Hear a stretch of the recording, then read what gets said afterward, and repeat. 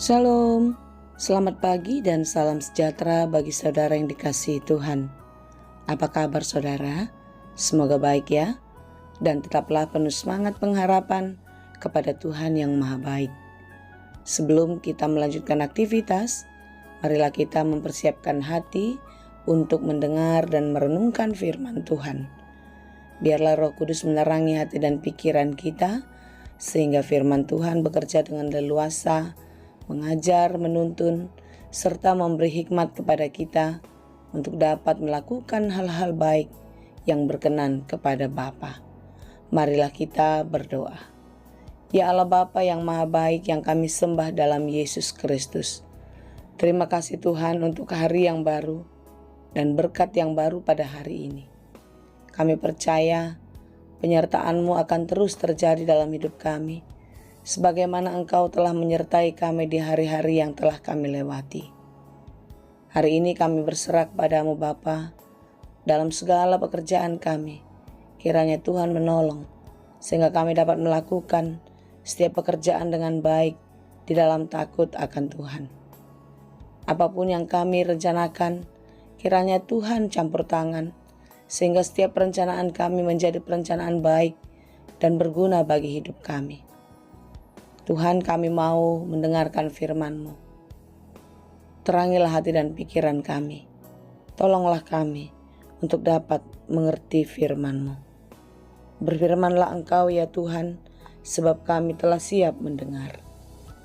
Kasih karunia dan damai sejahtera dari Allah Bapa Tuhan kita, dan dari anaknya Tuhan Yesus Kristus dan Roh Kudus menyertai saudara sekalian. Amin. Firman Tuhan untuk kita pada hari ini yang ditetapkan menurut Almanak KKBP Selasa 2 April 2024, tertulis dalam kitab 1 Samuel 12 ayat 22. Dalam bahasa Batak dan bahasa Indonesia demikianlah dikatakan. Aidang tagamon tadikonon jahuba bangsona ala ni guarna natibuli. Dung sapala di halomohon jahuba mabahik kamu gabe bangsona. Sebab Tuhan tidak akan membuang umatnya, sebab namanya yang besar. Bukankah Tuhan telah berkenan untuk membuat kamu menjadi umatnya? Demikianlah pembacaan firman Tuhan. Pemimpin yang baik akan menyadari akan tugas-tugas dan tanggung jawabnya adalah sesuatu beban dan tanggung jawab yang besar terhadap Tuhan yang memberikan kesempatan baginya untuk memimpin. Samuel adalah pemimpin bangsa Israel yang baik. Dia melakukan perannya sebagai hakim dan nabi, menegakkan keadilan dan kebenaran, dan menyatakan kuasa Allah dan setiap perencanaan Allah kepada umatnya. Sungguh, dia adalah hakim yang baik, yang takut akan Tuhan. Takut akan Tuhan akan membuat seorang pemimpin menjalankan tugasnya dengan baik. Takut akan Tuhan membuat seorang pemimpin bekerja dengan sepenuh hati dan penuh kasih. Dia tidak bekerja karena dipaksa atau diancam. Dia bekerja bukan karena sesuatu yang diharap-harapkan, tetapi tanggung jawabnya adalah satu pekerjaan yang harus dikerjakan, dan tentunya di dalam takut akan Tuhan. Saudara-saudara yang dikasihi Tuhan, takut akan Tuhan adalah sikap yang lahir dari kesadaran akan kemahakuasaan, kekuatan Allah, dan kesukaan serta taat kepada perintah-perintahnya. Takut akan Tuhan berarti mengakui dan mau menjadi saksi akan kebaikan dan kebesaran Tuhan. Inilah yang mau diteladankan oleh Samuel. Setelah sekian lama dia memimpin bangsa itu untuk tetap taat dan takut akan Tuhan.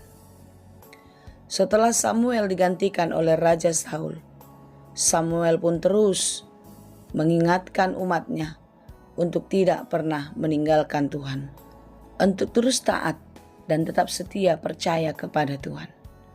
Saudara yang dikasihi Tuhan, sebagaimana bangsa Israel, kamu pun saya pun adalah umat pilihan Tuhan. Kita adalah umat yang dikasihinya, yang kepada kita pun akan diberikan perkenanan jika kita hidup di dalam takut akan Dia. Memang di dalam menjalani kehidupan ini bukanlah suatu hal yang mudah bagi kita untuk tetap taat. Terkadang goncangan kehidupan, pergumulan, tantangan, dan banyak hal lainnya sering membuat kita goyah, sering membuat kita ragu akan kebaikan Tuhan yang terjadi dalam hidup kita. Sebagaimana yang terjadi pada bangsa itu, mereka pun masih sering melakukan kejahatan. Mereka masih sering menyimpang dari jalan kehendak Tuhan. Mereka menyembah Baal, percaya kepada ilah-ilah tuangan buatan tangan manusia. Hari ini kita diingatkan kembali, di dalam segala keberadaan kita, di dalam segala keadaan kehidupan kita, mungkin kita pun pernah jatuh lagi di dalam dosa.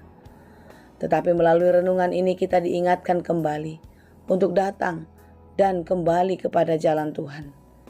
Terus mengikuti kehendak-Nya, beribadah dan percaya hanya kepada Tuhan.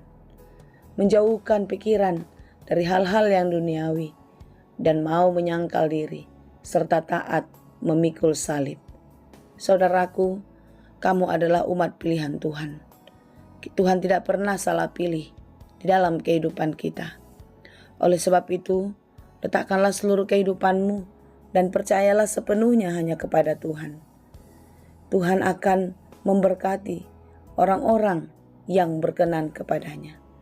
Siapakah mereka yang berkenan kepada Tuhan? Tentu mereka yang taat dan setia di dalam kebenaran firman-Nya. Hari ini kita terus diingatkan untuk tidak pernah goyah, tetap percaya hanya kepada Tuhan. Seberat apapun pergumulan kita, sesulit apapun jalan hidup kita, jangan pernah mengandalkan apapun yang engkau dapatkan dari dunia, tetapi andalkanlah Tuhan. Seberat apapun perjuangan kita di bumi ini, percayalah Tuhan akan selalu menyertai dan menolong. Dia tidak akan pernah membiarkan kita. Dia tidak akan tinggal diam dalam segala perkara-perkara hidup kita. Oleh sebab itu, biarlah hidupmu selalu diberkati di dalam kuasa dan kasih-Nya. Dan biarlah, serta jadikanlah hidupmu terus senantiasa menjadi anak-anak kekasih hati Tuhan.